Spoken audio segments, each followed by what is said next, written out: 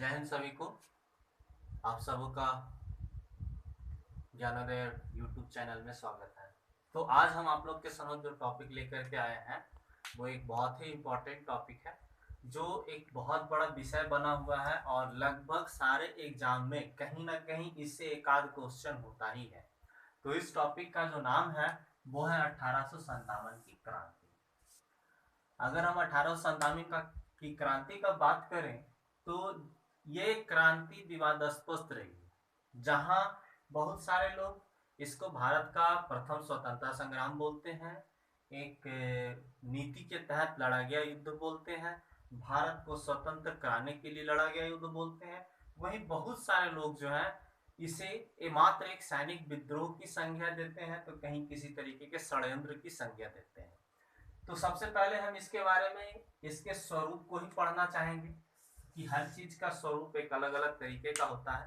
तो जहां अगर हम इसका बात करें तो ये स्वरूप के अगर रूप में अगर हम देखते हैं तो इसके स्वरूप के बारे में बहुत सारे मत जो है जो हमने लिख रखा है, आप यहाँ देख सकते हैं।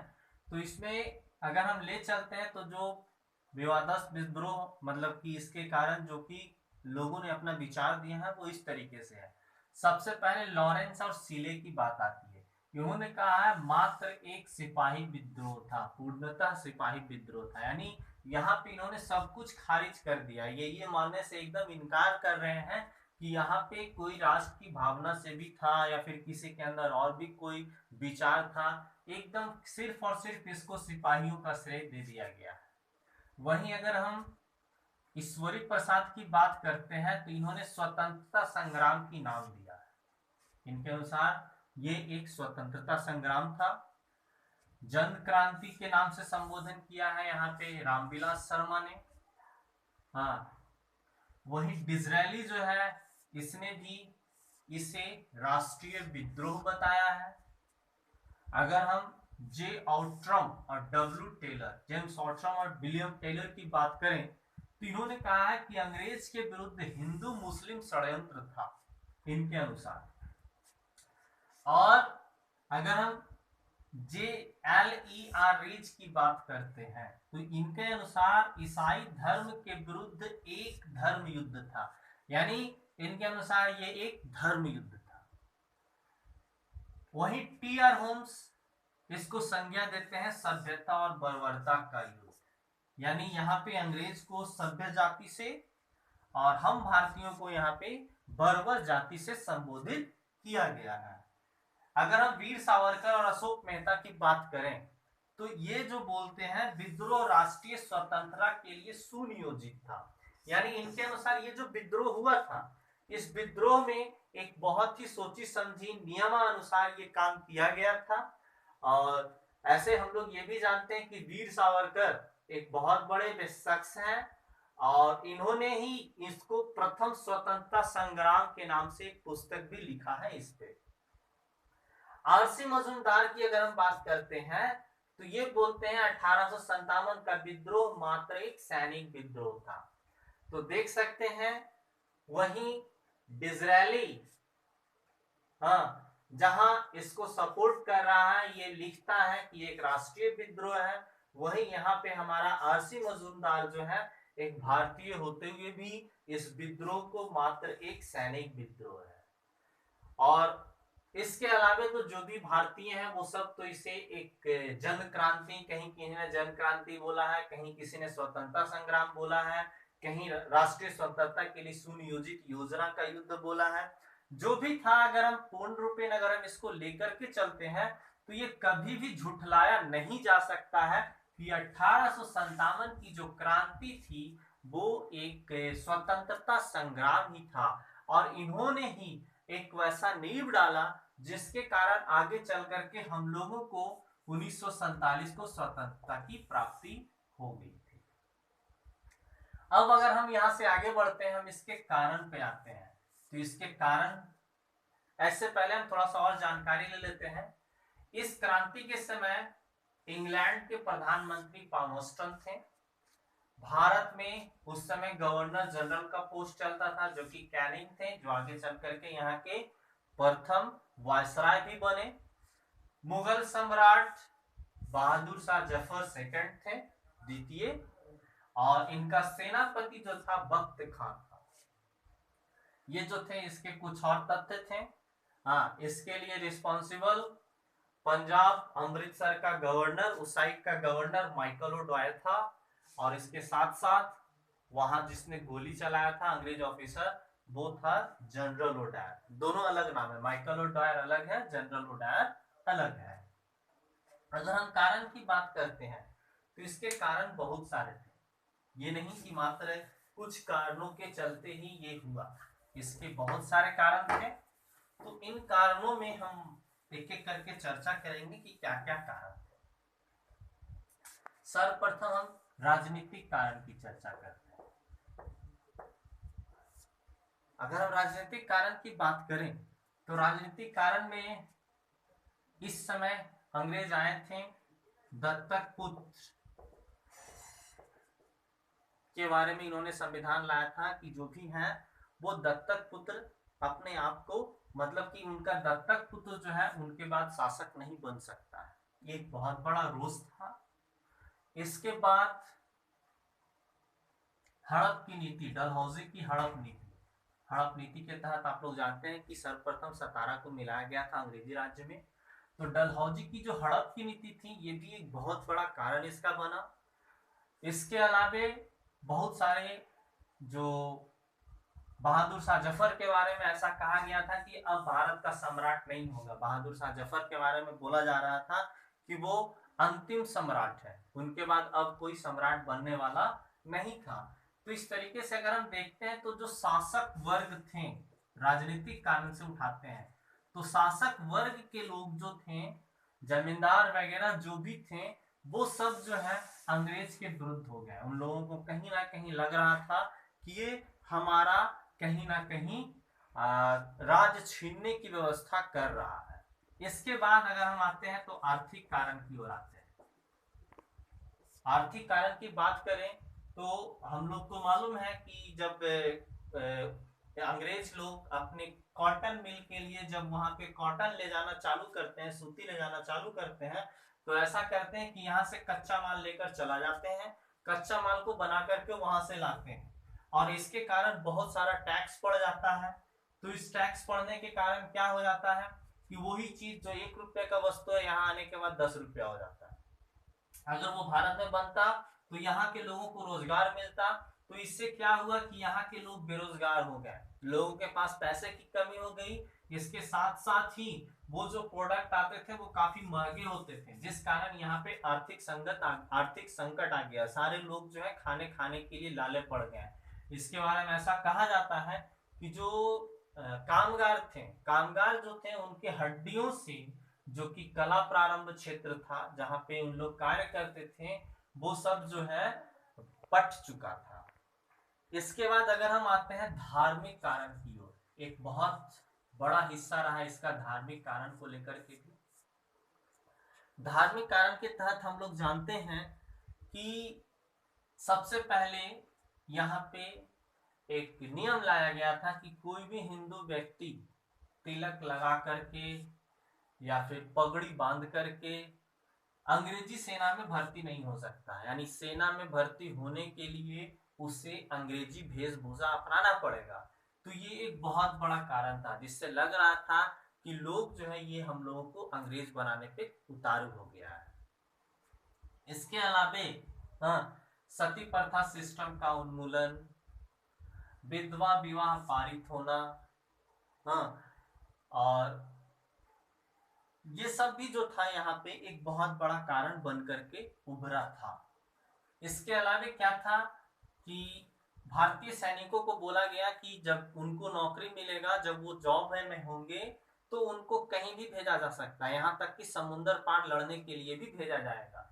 लेकिन समुद्र पार जाना भारतीय लोग उस समय अपने संस्कृति के विरोध समझते थे। तो ये जो है धार्मिक कारण भी यहाँ पे एक बनता है, और ये भी एक बहुत बड़ा कारण था उस विद्रोह के होने का। इसके बाद हम आ जाते हैं सामाजिक की ओर, कारण की ओर। सामाजिक कारण में हमारा ये सती प्रथा भी हम लोग यहाँ पे ले सकते हैं, विधवा विवाह भी ले सकते हैं। इसके अलावा डाक प्रथा का आना, डाक विभाग चालू हो जाना, इसके बाद आपका रेल चालू होना, ये सब जो था कहीं ना कहीं लोगों को लग रहा था कि ये सब करके हमारे समाज को हमसे अलग किया जा रहा है। इसके अलावा ऐसा नियम था कि धर्म प्रचार इन लोग करना चाह रहे थे। हाँ, तो धर्म प्रचार के तहत क्या था, ये तो हम धार्मिक कारण में ही डालेंगे। तो धर्म प्रचार के तहत क्या था कि कोई भी भारतीय अगर ईसाई धर्म अपनाता था तो उसे हर तरह का फैसिलिटी मिलता था। इसके अलावे बपौती संपत्ति पे अर्थात पैतृक संपत्ति पे भी उसका अधिकार बना रहता था। तो इससे क्या हो गया कि इससे भारतीय लोग पूर्ण रूपेण ये सहमत हो गए कि ये कहीं ना कहीं हमारे देश में, भारत में ये मतलब कि अपने धर्म का प्रचार करना चाह रहा है। ईसाई मिशनरियों का प्रचार करने का पूरा ये लोग अपना बड़प्पन ले चुका है, ईसाई धर्म को हम लोग को बनाना चाहता है। इन सब के बावजूद एक एकदम इंपॉर्टेंट कारण था जो कि समझ सकते हैं कि वही जो है इसका मेन बेस तैयार किया, वो था सैनिक कारण। अगर हम सैनिक कारण की बात करें तो हर समय कहीं ना कहीं सैनिक विद्रोह हुआ ही था। जैसे कि 1806 में, हाँ 1806 में बेंटिक के समय ही बेल्लोर में एक सैनिक विद्रोह हुआ था। ये विद्रोह जो था खास करके जो था वो तिलक को लेकर के था। लोगों को तिलक नहीं लगाने दिया जा रहा था तो बहुत सारे सैनिक लोग इसका विद्रोह कर दिए। फिर 1849 में 24 नेटिव इन्फेंट्री विरोध किया, हालांकि उसको दबा दिया जाता है। 50 में 66वें नेटिव इन्फेंट्री विरोध किया, इसे भी दबा दिया जाता है। इसी तरीके से हम अगर देखते हैं तो 52 और 54 में भी, 52 की अगर हम बात करें तो 1952 में 38वीं इन्फेंट्री फिर विरोध करती है, लेकिन इसे भी दबा दिया जाता है। और ये विरोध जब यहां तक दबता हुआ था, इसी के समय आपको और मालूम होना चाहिए एक कारतूस आया था जिसका नाम था एनफील्ड राइफल।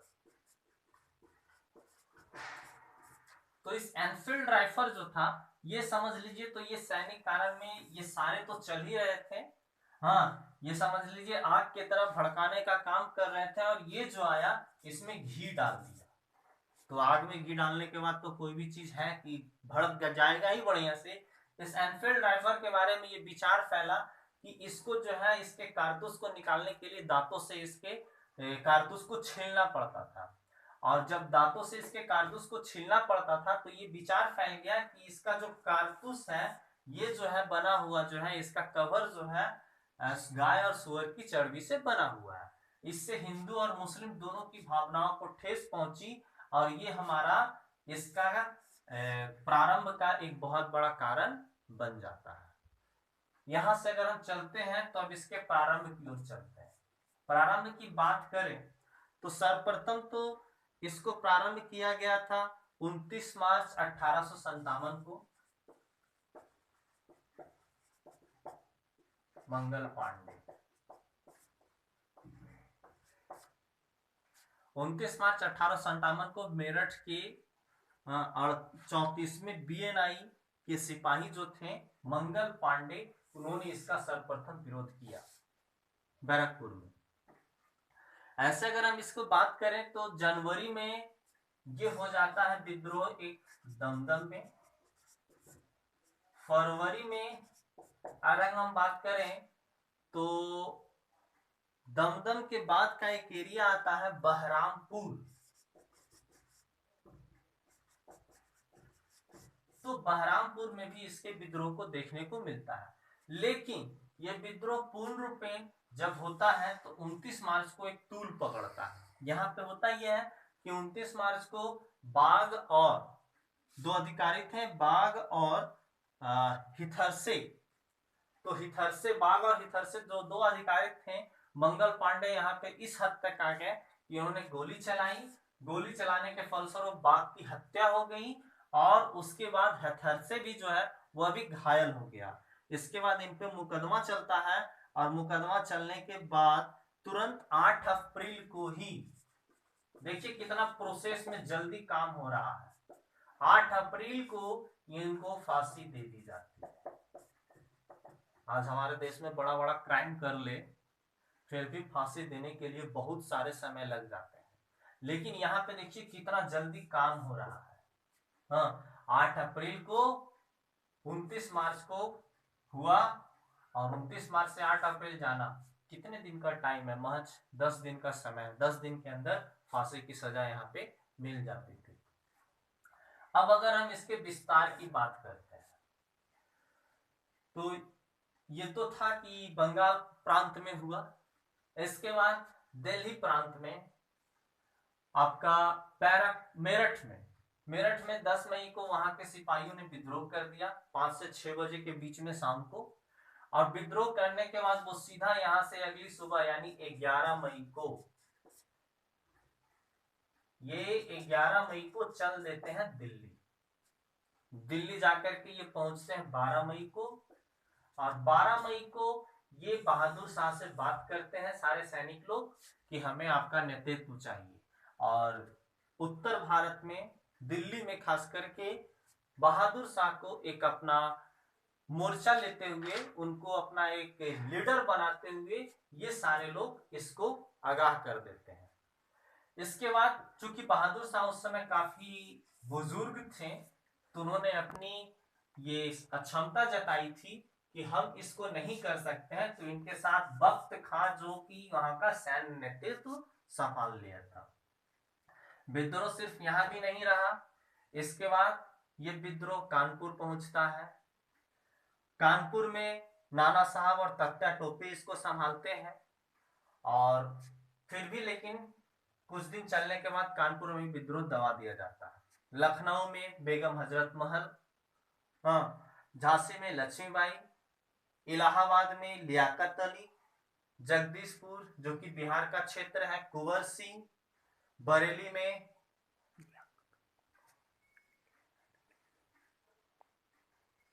में आपका खान बहादुर खां, फैजाबाद मोहम्मद अब्दुल्ला। और इस तरीके से अगर हम इसको देखें तो ये विद्रोह जो था ना, पूर्ण रूपेण हर जगह नहीं था। अगर हम इसको भारत के मानचित्र पे चर्चा करते हैं, तो अगर हम इसको भारत के मानचित्र पे अगर हम देखते हैं, तो ये जैसे मान लीजिए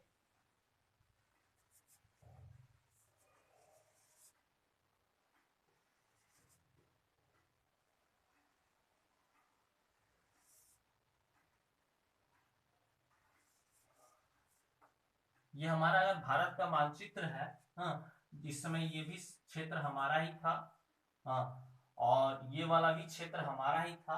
तो अगर हम देखते हैं तो बंगाल, यूपी, दिल्ली, हाँ, फिर आपका फिर यहाँ झांसी, मतलब पूर्णतः अगर हम देखें तो इसका क्षेत्र जो था मात्र ये था, न इधर ये था, न इधर ये था, ना ही ये इधर था। तो ये पूर्ण रूपेण जो है हम बोल सकते हैं कि ये पूरे भारत में नहीं फैला था, सिर्फ और सिर्फ उत्तर पूर्वी भारत में ही इसका विस्तार था। और इसलिए कभी कभी बोला जाता है कि अगर हम इसकी असफलताओं का कारण छूनते हैं, तो असफलताओं के कारण में यह एक बहुत बड़ा कारण बनकर उभरता है। इसका पार्ट 2 जो है खुद देखिएगा। आज हम यहीं तक कर रहे हैं। पार्ट 2 में हम इसके आपके सामने एक इसका लिस्ट भी लेकर के आएंगे, और इसके साथ साथ हम इसकी असफलता का कारण और परिणाम, ये दोनों की हम यहाँ पे चर्चा करेंगे। आप सभी को वीडियो देखने के लिए बहुत बहुत धन्यवाद। पसंद पड़ा होगा तो इसको लाइक और सब्सक्राइब कीजिएगा। अगले वीडियो जल्द ही आप लोग के सामने हम लेकर के हाजिर होंगे। जय हिंद।